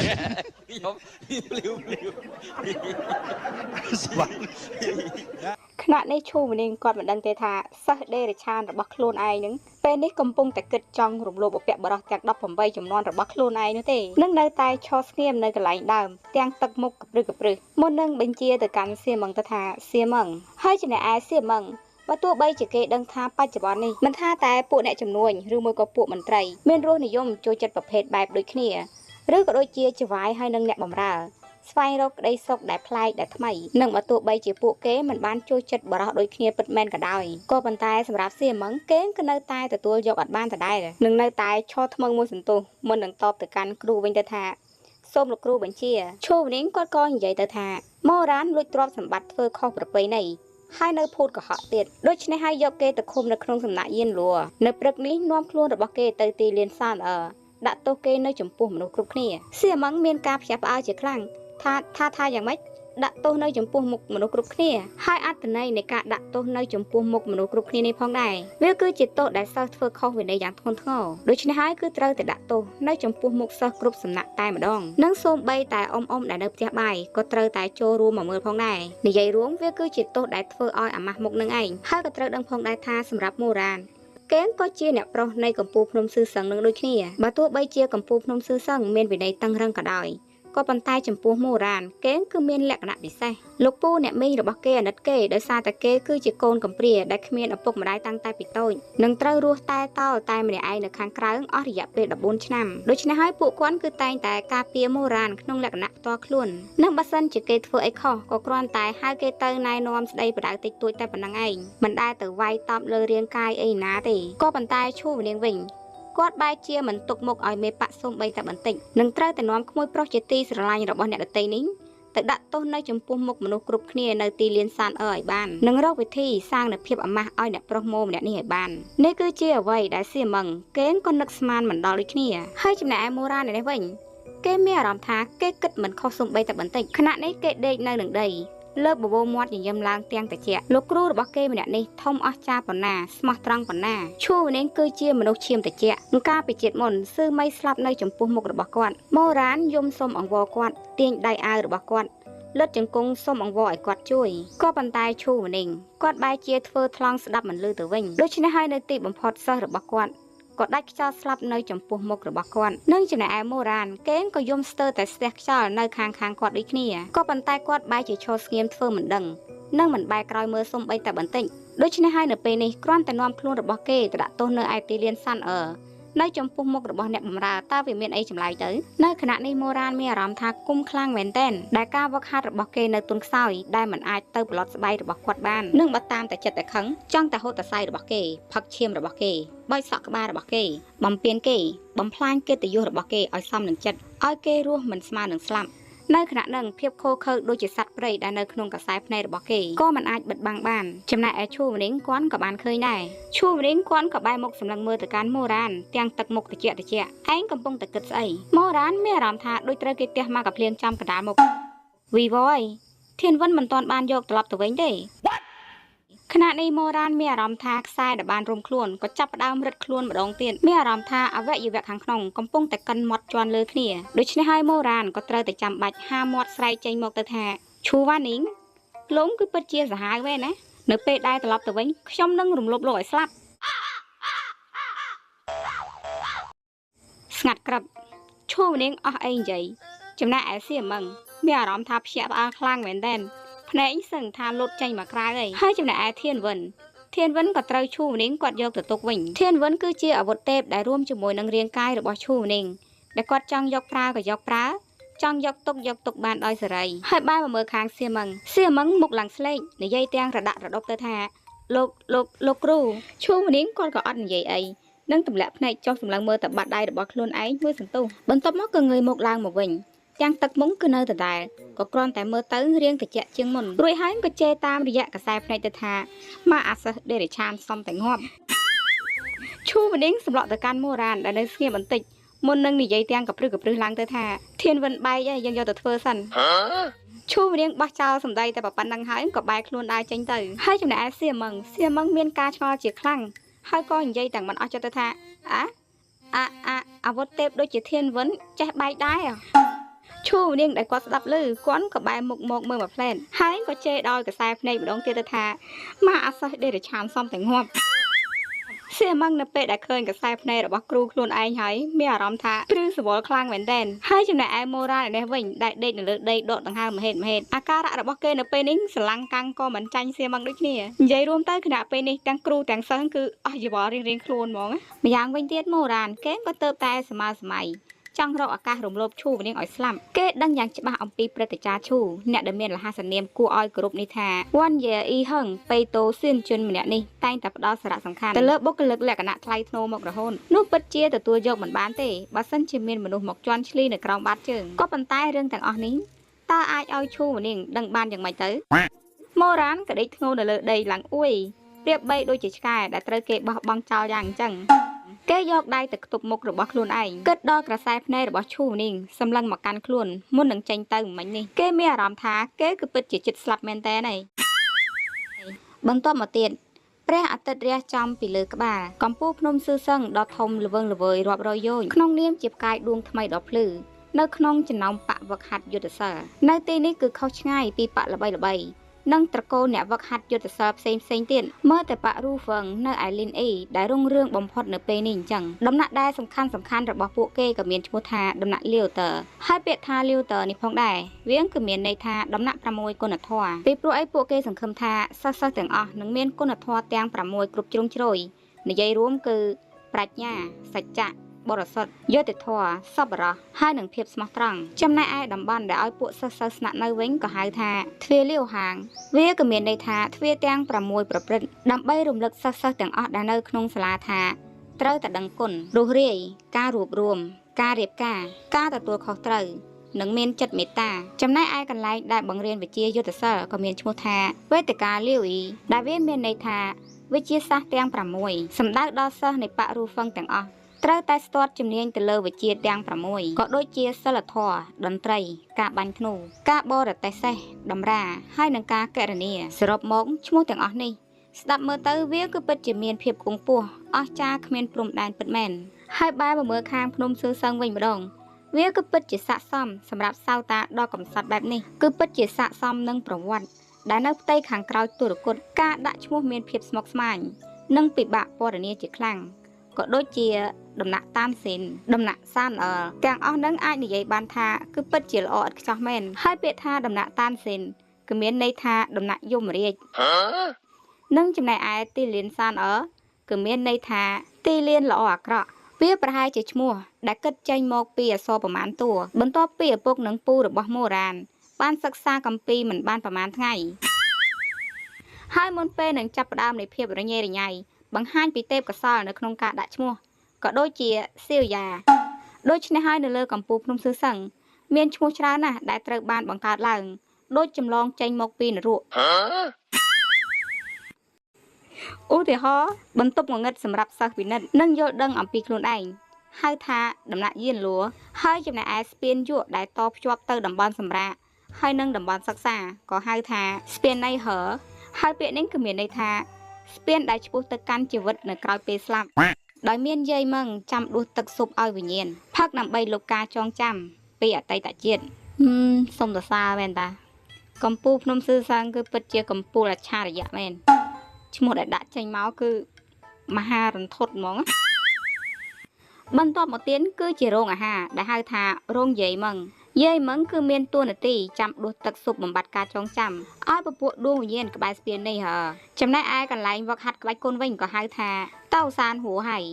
ដែលវាគឺមានន័យថាភ្នំដាវសមុទ្រភ្លើងនិងចំណែកឯតំបន់ហាមឃាត់ភ្នំខាងក្រោយរបស់ពួកគេវិញក៏ហៅថាស៊ឺកុយជៀនជាដើមហើយស៊ឺកុយជៀននេះផងដែរវាក៏មានន័យថាពិភពវិញ្ញាណហើយទាំងអស់ហ្នឹងចាត់ទុកថាល្អឥតខ្ចោះរបស់គេណាយេបើសម្រាប់កន្លែងផ្សេងវិញទៀតក៏គ្រាន់តែហៅបែបងាយៗថានេះគឺជាភ្នំមួយនេះគឺជាទឹកនេះគឺជារណ្ដៅណារួមទាំងថ្មដ៏ខ្ពស់ហើយនឹងចោតដ៏ល្បីល្បាញក៏ហៅថាវ៉ារត់ឲ្យផុតផែនដីទេហ៎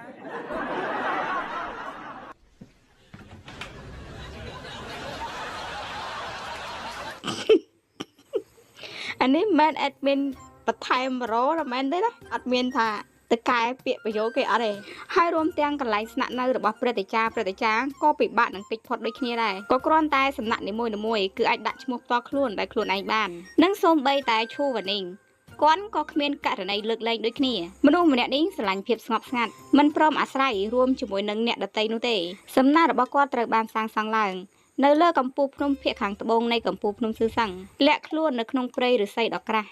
ដូចជាសមុទ្រត្បូងមរកតនិងនៅខាងមុខផ្ទះមានស្រះមួយគ្របដណ្ដប់ទៅដោយផ្កាឈូកពណ៌ក្រហមហើយដោយសារតែនៅទីនេះមានកម្លាំងធម្មពលវិញ្ញាណពេញលេញដូច្នេះហើយក៏ធ្វើឲ្យផ្កាឈូកដែលនៅក្នុងស្រះរីកបានពេញមួយឆ្នាំមើលទៅភ្លឺព្រាបបីដូចជាព្រះអាទិត្យរៀបលិចយ៉ាងអញ្ចឹងសិស្សដែលនៅក្នុងប៉ាំងក៏លួចហៅកន្លែងដែលមានទេសភាពស្អាតនេះថានរកផ្កាឈូកក្រហម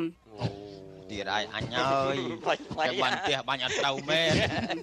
មកដល់ចំណុចនេះម៉ូរ៉ានពិតជាទប់នឹងសំណើរបស់ខ្លួនឯងមិនបានពិតមែនចុះអ្នកណាប្រើឲ្យឈូនីងធ្វើមុខដូចជាស្ត្រីចាស់ជាងអាយុគ្រប់ពេលគ្រប់វេលាទៅសិស្សនៅក្នុងដំណាក់បានឃើញគេហើយដូចបានឃើញអសូរកាយដូចបានឃើញខ្មែរអាក្រក់អញ្ចឹងកន្លែងដែលមានខ្មែរអាក្រក់រស់នៅអញ្ចឹងបើមិនឲ្យហៅថានរកតើឲ្យហៅអូចាថាគាត់ចឹងអត់មានពាក្យកសើសៀមឹងក៏កាត់ផ្ដាច់ការគិតរបស់ម៉ូរ៉ានហើយក៏និយាយឡើងទៅថានេះឯងនៅសោយចេញបានទៀតណោះប្រញាប់ស៊ីបាយព្រឹកឲ្យលឿនទៅស៊ីរួចហើយប្រញាប់តាមយើងទៅទីលានសានថ្ងៃនេះលោកគ្រូដាក់ទោសឯងនៅចំពោះមុខមនុស្សគ្រប់គ្នាម៉ូរ៉ានក៏លើកដៃឡើងស្ទាបរបួសដៃនៅលើមុខហើយក៏បញ្ចេញសម្លេងស៊ីតវ៉ាឈឺសៀមឹងក៏បញ្ចេញសម្លេងទាំងជ្រិញទៅថាសមមកអីម៉ូរ៉ានក៏និយាយតហើយមិនដឹងថាធានវិនធ្វើឲ្យរនៅទេណោះបើសិនជាធ្វើមិនទាន់ហើយទេកុំយកចេញមកសួរចម្លើយយើងទៀតអីណាពេលព្រោះអីអ្នកណាទៅដឹងទៅថាយើងនឹងនិយាយពាក្យផ្ដេសផ្ដាស់ស្អីចេញមកទៀតទៅគេវាយតែគេខូចហើយនៅពេលដែលឃើញម៉ូរ៉ានគេនិយាយទាំងប្រកាសនៅក្នុងចិត្តអញ្ចឹងក៏ធ្វើឲ្យសៀមឹងមុខឡើងក្រហមទាំងអីហើយក៏និយាយទាំងខ្ញាល់ទៅថាបើសិនជាឯងនិយាយខ្វះសុជីវធម៌ទៅលើលោកគ្រូនៅចំពោះមុខមនុស្សគ្រប់គ្នានោះយើងនឹងកាត់អណ្ដាតឯងចោលម៉ូរ៉ានបិទមុខរបស់ខ្លួនឯងលើកដៃបក់និយាយទាំងសម្លេងស្រាលៗទៅថាមិនចាំបាច់ឲ្យឯងទាយទេមិនបាច់ទេបើសិនជាលោកគ្រូប្រើធានវិនមរិតខ្លួនយើងទៀតនោះយើងនឹងអាកសម្រាប់ខ្លួនឯងឲ្យស្លាប់ដើម្បីបញ្ជាក់ពីភាពបរិសុទ្ធអញ្ចឹង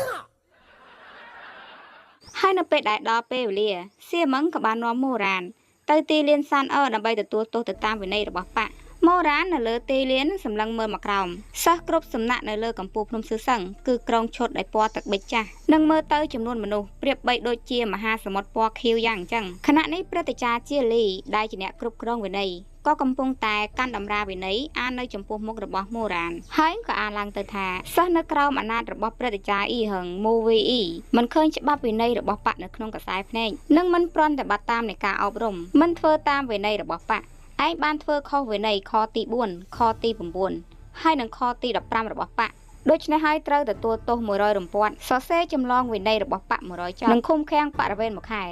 ម៉ូវីអ៊ី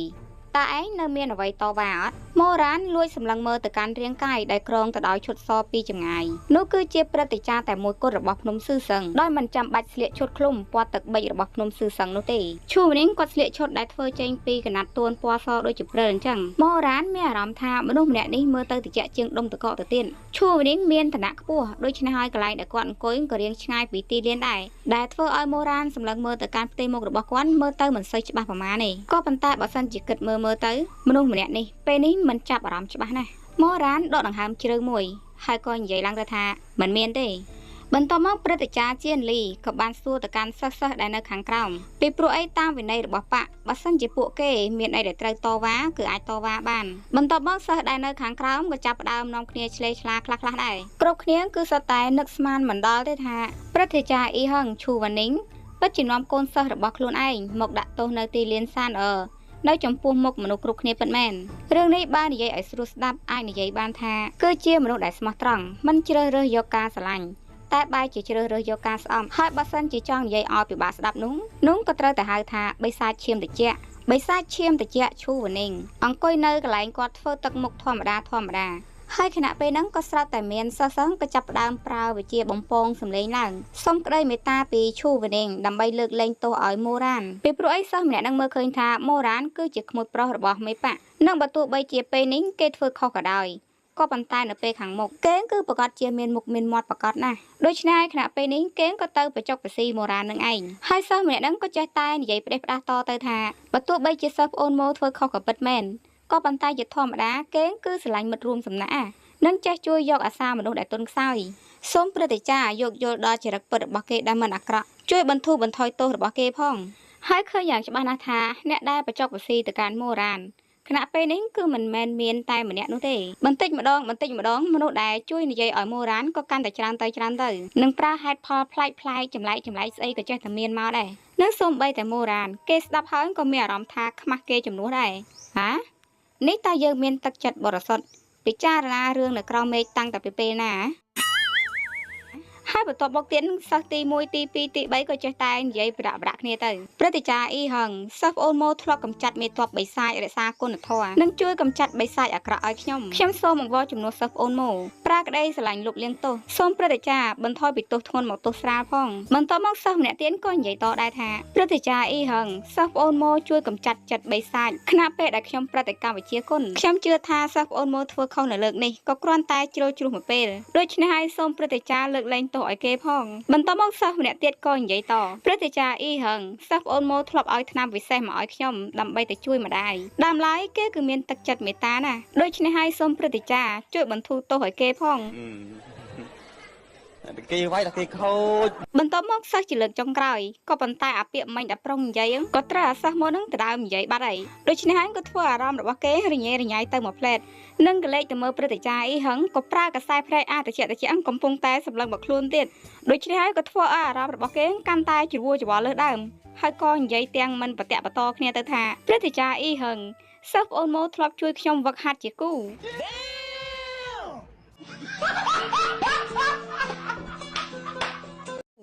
ហើយបន្ទាប់ពីនិយាយចប់ភឺតគឺថាខណៈពេលនឹងគ្រប់គ្នាក៏នាំគ្នាសើចមិនឈប់សិស្សម្នាក់នឹងនៅពេលឃើញអញ្ចឹងក៏ចាប់ផ្ដើមមុខក្រហមទៅជាក្រហមហើយក៏ដើរថយក្រោយទាំងអ៊ីសមាសណាហើយចំណែកឯព្រឹត្តិការណ៍ជាលីបន្ទាប់ពីឃើញស្ថានភាពដូចជាមិនសូវស្រួលអញ្ចឹងគាត់ក៏ប្រញាប់និយាយលួងទៅកាន់ឈូវនីងទៅថាអ៊ីហឹងរងាប់ទោសៈណារងាប់ទោសៈឈូវនីងគាត់ក៏និយាយទាំងសម្លេងត្រជាក់ខ្ញុំមិនដែលឃើញមនុស្សមុខក្រាស់អត់គេខ្មាស់បែបនេះពីមុនមកទេតើគេមានឈ្មោះអីជាសិស្សរបស់អ្នកណាព្រឹត្តិការណ៍ជាលីងក៏រៀងស្ទាក់ស្ទើរបន្តិចបន្ទាប់មកក៏និយាយប្រាប់ទៅកាន់គាត់ទៅថាហាគឺជាសិស្សរបស់ខ្ញុំមានឈ្មោះថាយូលៀនឈូនីងចងចើមហើយក៏និយាយទៅថាសិស្សរបស់លោ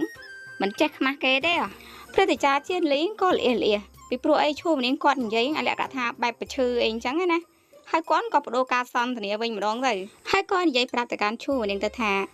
ាការជ្រៀងរបស់គេមិនអន់ទេដូច្នេះហើយក៏ទទួលគេឲ្យមកជួយនៅពេលដែលមានវិធីបួងសួងឈូនាងគាត់គ្រាន់តែបញ្ចេញសម្លេងហឹសមួយហើយក៏បែរមុខចេញគាត់គឺមិនចង់និយាយជាមួយនឹងព្រឹត្តិការណ៍ដែលអត់គេខ្មាស់បែបហ្នឹងទៀតទេមនុស្សនៅលើភ្នំស៊ឺស្រឹងរាប់ពាន់នាក់មានមនុស្សដែលបញ្ចុកបស៊ីឲ្យម៉ូរ៉ានប្រមាណប្រហែលជា10នាក់បើរាប់មើលទៅវាគឺពិតជាធម្មតាមែនទែនម៉ូរ៉ានក៏សម្លឹងមើលទៅកាន់សិស្សច្បងដែលជួយនិយាយឲ្យខ្លួនឯងទាំងអស់នឹងទាំងមានភាពជឿជាក់ណានិងសូម្បីតែខ្លួនឯងផ្ទាល់ក៏ជឿរឹងស្លងដែរនឹងអត់គិតនៅក្នុងចិត្តមិនបានទេថាគឺពិតជាសាហាវមែនតាមពិតមនុស្សដែលកុហកទាំងមិនប្រព្រឹត្តភ្នែកយ៉ាងស្ទាត់ជំនាញមិនមែនមានតែគេនោះទេតាមពិតទៅសំណាក់របស់ពួកយើងគឺពោពេញទៅដោយមនុស្សមានសមត្ថភាពហើយនៅទីបំផុតឈូម្នាក់ដែលត្រូវគេហៅថាជាព្រឹត្តិការណ៍អ៊ីហឹងសុំក្តីមេត្តាឲ្យម៉ូរ៉ានរាប់មិនអស់ក៏ព្រមបញ្ចេញសម្លេងឡើងទៅកាន់សិស្សគ្រប់គ្នាទៅថាសូមក្តីមេត្តាឲ្យម៉ូវីអ៊ីនិយាយបានត្រឹមនេះឈូម្នាក់ក៏ឈប់បន្តិចហើយក៏និយាយតទៀតទៅថាពួកឯងឡើងមកលើទាំងអស់មកពួកសិស្សទាំងអស់ហ្នឹងមិនដឹងពីចេតនារបស់ឈូម្នាក់ទេដូច្នេះហើយក៏នាំគ្នាដើរឡើងទៅទាំងឈោកឈ្ងោកទាំងញ័រទៅបន្ទាប់មកពន្លឺពណ៌មាសក៏បានបញ្ចេញនៅក្នុងដៃរបស់ឈូម្នាក់ធានវិនក៏បានបង្ហាញឡើងតាមការហៅរបស់ឈូម្នាក់បញ្ចេញសម្លេងឮសូរតែវាវដែលធ្វើឲ្យកូនសិស្សទាំងអស់ហ្នឹងឡើងញ័រខ្លួនទៅត្រើនម៉ូរ៉ានឃើញបែបនេះហើយអត់ទ្រាំគិតនៅក្នុងចិត្តអត់បានទេថា ទៀតហើយម៉ូរ៉ានអស់សង្ឃឹមពីខ្លួនអាលេងនៅពេលដែលគេបានឃើញធានវិននឹងអត់ឆ្ងល់មិនបានទេថាតើឈូនាងបានអាវុធបែកថ្នាំនឹងមកពីណានេះសំណាងល្អឯងដែលការពិជាតិមុនឈូនាងមិនបានទេការបើមិនអញ្ចឹងទេមនុស្សស្រីដែលបកគោរាងកាយឲ្យគេនោះបើមិនត្រូវវាយស្លាប់ក៏ត្រូវសួរចម្លើយដល់ស្លាប់ដែរឈូនាងក៏ប្រើអាកាសែភ្នែកបែបមើលងាយបែបចំអកណាសួរកូនសិស្សម្នាក់ក្នុងចំណោមកូនសិស្សប្រមាណអ្នកនឹងទៅថាម៉ូរ៉ានធ្លាប់ជួយឯងកម្ចាត់មេតបបិសាចដោយសារគុណធម៌ហើយចម្លើយគឺវាច្បាស់ណាស់កូនសិស្សម្នាក់នឹងមិននឹងអាចហ៊ានទ្រាំជាមួយនឹងធានវិនបានទៅហើយក៏ប្រញាប់ស្រែកឡើងទៅថាអត់ដែរទេឈូនាងគាត់ក៏សួរកូនសិស្សម្នាក់ទៀតម៉ូរ៉ានធ្លាប់ជួយឯងព្រឹត្តិកម្មវិជាគុណកូនសិស្សម្នាក់នឹងក៏ប្រញាប់ស្រែកឡើងទៅថាអូយមិនដែរទេឈូនាងសួរទៀតម៉ូរ៉ានធ្លាប់បកគោលឆ្នាំពិសេសឲ្យឯងកូនសិស្សនឹងក៏តបជួយផងអត់មានទេខ្ញុំបដិទ្ធរឿងហើយបន្ទាប់ពីសួរចម្លើយរួចហើយលទ្ធផលដែលតាមមកនោះគឺច្បាស់ណាស់ឈូនាងក៏លើកធានវិនឡើងវាយយោតែម្ដងចង្រៃណាស់ខណៈនេះលើទីលានទាំងមូលគឺពោពេញទៅដោយសម្លេងស្រែកឈឺចាប់រាងកាយក៏បែកឈាមឡើងខ្ចាយហើយក៏ត្រូវដឹងដែរថាឈូនាងព្រឹត្តិចារអ៊ីហឹងស្អប់ពាក្យកុហកបំផុតនេះអាចចូលលក្ខណៈថាតបៅឈឺប៉ុន្តែយកឈើចាក់ណាឈូនាងគាត់ក៏និយាយទាំងសម្លេងធ្ងន់ទៅថាស្រែកធ្វើស្អីលិតជង្គង់ចោះបន្ទាប់មកគាត់ក៏បញ្ជាទៅកាន់អ្នកគ្រប់គ្រងវិន័យឲ្យដាក់ទោសទៅកាន់ពួកគេតែម្ដងលទ្ធផលចុងក្រោយពួកកូនសិស្សទាំងអស់នឹងមិនត្រឹមតែមិនបានប្រយោជន៍ទេក៏ប៉ុន្តែនៅថែមទាំងទទួលទោសម្នាក់10,000ទៀតពីទោសនាំគ្នាកុហកនឹងឯងហើយត្រូវម្នាក់10,000គឺវាមិនប្រមាណទេក៏ប៉ុន្តែអ្វីដែលសំខាន់គឺត្រូវឈូនាងគាត់ប្រទានធានវិនឲ្យទាំងមិនប្រណីទៅវិញទេអញថាមែនថាអត់យូរទេទឹមឃើញប្រហែលថ្ងៃមុនបន្ទាប់មកទៀតពេលល្ងាចព្រះអាទិត្យលិចបាត់ម៉ូរ៉ាននៅដេកនៅលើគ្រែស្នាមរបួសដែលត្រូវគេវាយក៏ខ្វាត់ខ្វែងឆ្លាស់គ្នាទៅមកឡើងពេញខ្នងគេចង់ផ្អៀងខ្លួនក៏មិនបានចង់អង្គុយក៏មិនបានទឹកភ្នែកឡើងខ្លោហើយគេកើតមកទាំងគួរឲ្យខ្នាញ់គួរឲ្យស្រឡាញ់នឹងមើលមកសកម្មភាពនៅពេលដែលគេដេកប្រកាច់ប្រកិនយំធ្ងរដូចជាកូនឆ្មាដែលត្រូវគេវាយអញ្ចឹងក៏ប៉ុន្តែវាគួរឲ្យស្ដាយគេមិនត្រឹមតែមិនដូចជាកូនឆ្មាដែលត្រូវគេវាយទេក៏ប៉ុន្តែមិនស្មើនឹងកូនឆ្មាដែលត្រូវគេវាយផងម៉ូរ៉ានខ្ញាំពូកខំកំរាលសម័យគិតថាកំរាលពូកនេះគឺជាអាចោរមសៀតឈូនាងគេក៏ចាប់ខំទាញកន្ត្រាក់ជ្រៀកហែកចោលអ្នកទាំងអស់គ្នាអាចសម័យមើលពីទស្សនវិជ្ជានៅពេលដែលម៉ូរ៉ានចាប់ខំទាញហ្នឹងណាមានអារម្មណ៍ថាមួម៉ៅខ្លាំងមែនតើនៅពេលដែលយើងខឹងនរណាម្នាក់ដល់កំពូលហើយក៏ប៉ុន្តែធ្វើអីគេមិនបានហើយអ្វីដែលរងាប់កំហឹងរបស់គេបាននោះគឺជាគៀវដែលស៊ឺម៉ៃធ្វើយកមកឲ្យគេនឹងឯងស៊ឺម៉ៃក៏បានយកគៀវមកឲ្យម៉ូរ៉ានក្រសែភ្នែកដ៏ទន់ភ្លន់សម្លឹងមើលទៅកាន់ម៉ូរ៉ានទាំងគួរឲ្យអាណិតដែលធ្វើឲ្យម៉ូរ៉ានឃើញក្រសែភ្នែកដ៏ទន់ភ្លន់នេះហើយធ្វើឲ្យគេទឹកភ្នែករូបដូចគ្រាប់ពោតលើសដើមគេគឺមិនខ្វល់ទេអាពាកកូនប្រុសមិនស្រក់ទឹកភ្នែកអីណាទាំងអស់ហ្នឹងគេមិនចាប់អារម្មណ៍សូម្បីតែបន្តិចអ្វីដែលសំខាន់គេស្រឡាញ់អ្នកណាគឺស្រឡាញ់អ្នកហ្នឹងចង់រំអួយដាក់អ្នកណាក៏រំអួយដាក់អ្នកហ្នឹងស៊ឺម៉ៃក៏សួរទៅកាន់ម៉ូរ៉ានទៅថានេះតើឯងឈឺខ្លាំងឬអត់តើងើបអង្គុយរួចដែរទេស៊ឺម៉ៃក៏ដាក់ខ្លួនអង្គុយក្បែរម៉ូរ៉ានហើយក៏ដកដង្ហើមធំមួយមុននឹងនិយាយតទៅថាលោកគ្រូគាត់គឺពិតជាដៃធ្ងន់ពេកហីមើលវាយឯងឡើងស្នាមរបួសពេញខ្នងទៅហើយរហូតមកដល់ពេលនេះឈាមនៅហូរមិនទាន់បាត់ផងម៉ូរ៉ាននៅពេលដែលឮស៊ឺម៉ៃនិយាយទាំងបារម្ភអញ្ចឹងគេក៏មានអារម្មណ៍ថាកក់ក្ដៅដល់ដើមទ្រូងខ្លាំងមែនតើហើយក៏តបទៅកាន់ស៊ឺម៉ៃវិញទៅថាស៊ឺម៉ៃបានអ្នកបារម្ភពីខ្ញុំអញ្ចឹងខ្ញុំលែងឈឺហើយស៊ឺម៉ៃក៏និយាយតមើលសភាពឯងរបួសឯងដល់ថ្នាក់ហ្នឹងមិនឈឺបានយ៉ាងម៉េចទៅឯងក៏ដឹងពីចរិតរបស់លោកគ្រូដែរតើ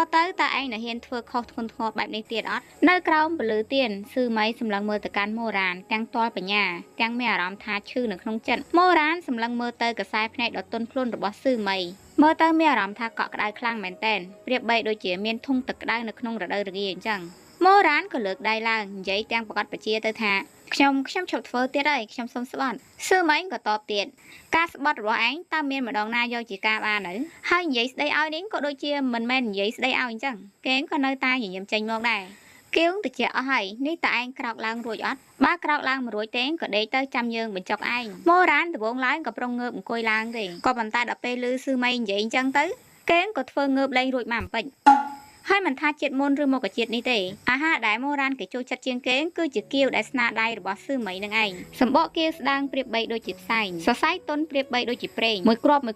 តឹងស្អិតរមួនសាច់គៀវតឹងរលោងក្រអូបពេលដាក់ចូលទៅក្នុងមាត់ក៏រលាយភ្លាមនឹងមានរសជាតិផ្អែមក្រអូបជាប់នៅក្នុងមាត់ជាពិសេសគឺទឹកស៊ុបរបស់គៀវរងាស់ឡើងសប្រៀបបីដូចជាទឹកដោះគោខាប់បន្ទាប់មកក៏រោយជីពណ៌បៃតងស្រស់ព្រមជាមួយនឹងពងពណ៌លឿងទន់ដាក់ពីលើរួចរោយប្រេងម្ទេសពណ៌ក្រហមលា លាយជាមួយនឹងខ្ទឹមបំពងមួយស្លាបព្រាហើយនៅពេលដែលលេបចូលទៅដល់ក្នុងពោះធ្វើឲ្យមានអារម្មណ៍ថាមានភាពកក់ក្ដៅពេញមួយជីវិតសឺម៉េងក៏បញ្ចុកគេមកសាព្រាហើយមកសាព្រាទៀតបញ្ចុកបដាក៏ចេះតែនិយាយបដាថ្ងៃនេះមិនបានលាយប្រេងម្ទេសច្រើនទេណាឯងត្រូវរបួសធ្ងន់អញ្ចឹងញ៉ាំម្ទេសច្រើននោះរបួសនឹងមិនងាយជាឯងផឹកទឹកស៊ុបជំនួយឆ្អឹងវិញទៅល្អជាងម៉ូរ៉ានចងសម្លឹងមើលទៅកាន់សឺម៉ៃទាំងមិនដាក់ភ្នែកនិងនិយាយទាំងញៀមទៅថាអត់ម្ទេសក៏អត់ទៅសុំត្រឹមតែអ្នកជាអ្នកធ្វើគឺឆ្ងាញ់ទាំងអស់សឺម៉ៃក៏តបគេងគឺយល់ហើយម៉ូរ៉ាននិយាយនេះក៏ជាការពិតដែរបន្ទាប់មកគេក៏បានចាប់ពងទាដែលនៅក្នុងទឹកស៊ុំបញ្ចុកទៅកាន់ម៉ូរ៉ានហើយក៏និយាយទៅថានេះគឺជារង្វាន់របស់ដែលឯងចូលចិត្តម៉ូរ៉ានក៏សើចហេហេគេមានអារម្មណ៍ថាមានក្តីសុខខ្លាំងមែនទែនញញឹមមុខរីកដូចជាក្របជីអញ្ចឹងរួចហើយក៏ហៅសឺម៉ៃមួយម៉ាត់សឺម៉ៃក៏តបទៅថាមានការអីមែនម៉ូរ៉ានក៏តបទៅថាអត់មានអីទេគ្រាន់តែហៅលេងបន្ទាប់មកគេក៏ហៅសឺម៉ៃមួយម៉ាត់ទៀតសឺម៉ៃក៏សើចបន្តិចទៅថាគ្រាន់តែហៅយើងលេងម៉ូរ៉ានក៏តបទៀតទៅថាគ្រាន់តែហៅអ្នកលេងហៅហើយមានអារម្មណ៍ថាសប្បាយចិត្តសឺម៉ៃរៀងស្រឡាំងកាំងបន្តិចមុននឹងលើកដៃទៅស្ទាបថ្ងាសរបស់ម៉ូរ៉ានហើយក៏និយាយទៅថាក្មេងល្ងងនេះមិនមែនផ្ដាសាយទេដឹងម៉ូរ៉ានក៏សើចហើយក៏ក្លាប់ខ្លួនសម្លឹងមើលទៅកាន់សឺម៉ៃទាំងកៅភ្នែកភ្លឺប្រៀបបីដូចជាផ្កាយយ៉ាងអញ្ចឹងបានញ៉ាំគាវរបស់សឺម៉ៃធ្វើឲ្យញ៉ាំរាល់ថ្ងៃអញ្ចឹងពិតជាល្អមែនជាការពិតណាស់នេះមិនមែនជាពាក្យកុហកបន្ទាប់ពីសឺម៉ៃស្លាប់ទៅម៉ូរ៉ានគឺចង់ញ៉ាំគាវរបស់សឺម៉ៃម្ដងទៀតមករហូតក៏ប៉ុន្តែរសជាតិបែបនោះបែរជារកមិនបានទៀតតតែសោះកាលហ្នឹងគេហើយនឹងឈូវ៉ានីងក៏មិនទាន់បែកបាក់គ្នាដែរនឹងមិនដឹងថាតើគេមានអារម្មណ៍ថាខុសឬមួយក៏អត់ហើយនៅពេលដែលឃើញម៉ូរ៉ានគេលឹបជង្គង់ចិត្តមិនដែរដណ្ដងនៅចំពោះមុខស្លាកបលឹងរបស់សឺម៉ៃមករហូតឃើញអញ្ចឹងឈូវ៉ានីងគាត់ក៏ទៅផ្ទះបាយដែលស្ងាត់រួចហើយក៏ច្បាច់ម្សៅធ្វើជាគាវយកទៅស្ងោរក៏ប៉ុន្តែមិនទាន់ទាំងបានស្ងោរផងក៏ត្រូវម៉ូរ៉ានគេបានមកឃើញមុនទៅម៉ូរ៉ានបន្ទាប់ពីឈឺចាប់នៃការបាត់បង់មនុស្សជាទីស្រឡាញ់គេទទួលយកមិនបានទេគេមានអារម្មណ៍ថាអ្វីដែលឈូវ៉ានីងគាត់កំពុងតែធ្វើនេះគឺជាការចំអកឲ្យគេនឹងឯងនិងកំពុងតែព្យាយាមរៀនធ្វើត្រាប់តាមទាំងមិនដឹងរឿងតាំងចិត្តធ្វើឲ្យគេឈឺចាប់នៅពេលនេះសឺម៉ៃបានស្លាប់បាត់ទៅហើយទាំងដែលតាមការពិតឈូវ៉ានីងគាត់គឺអាចជួយបានសោះក៏ប៉ុន្តែបែរជាមិនជួយទៅវិញក្រោយមកបែរជាមកធ្វើគាវជំនួសសឺម៉ៃឲ្យគេស៊ីទៀតឬមួយក៏គាត់គិតថាធ្វើបែបនេះហើយនឹងធ្វើឲ្យគេមានក្តីសុខមែនម៉ូរ៉ានក៏ស្ទុះទៅក្នុងចង្ក្រានបាយផងរួចហើយក៏កវាសចានដែលដាក់គាវដែលឈូវ៉ានីងគាត់កំពុងតែធ្វើហ្នឹងឡើងរੂខ្ចាត់ខ្ចាយពេញដីរួចហើយក៏ស្រែកកំហុកដាក់មុខឈូវ៉ានីងទៅថាអ្នកឯងគិតថាអ្នកឯងគឺជាស្អីហ៎អ្នកឯងគិតថាអ្នកឯងស័កសមនឹងរបស់ដែលគេធ្លាប់ធ្វើដែរស័កសមធ្វើអាហារដែលគេធ្លាប់ធ្វើដែរសឺម៉ៃស្លាប់បាត់ទៅហើយតើសមចិត្តហើយនៅអ្នកឯងត្រូវគៀបកូនសិស្សរបស់អ្នកឯងទាំងអស់ឲ្យធ្លាក់ស្លាប់នឹងត្រូវតែធ្វើឲ្យពួកគេឈួតឲ្យតតែបានទើបសមចិត្តរបស់អ្នកឯងមែនឈូវ៉ានីងនៅក្នុងโลกនេះគ្មានអ្នកណាអាចធ្វើគាវមួយចាននេះបានទៀតទេនឹងបើទោះបីជាអ្នកឯងខំធ្វើត្រាប់តាមគេក៏វាមិនមែនជាគាវដែលគេបានធ្វើដែរ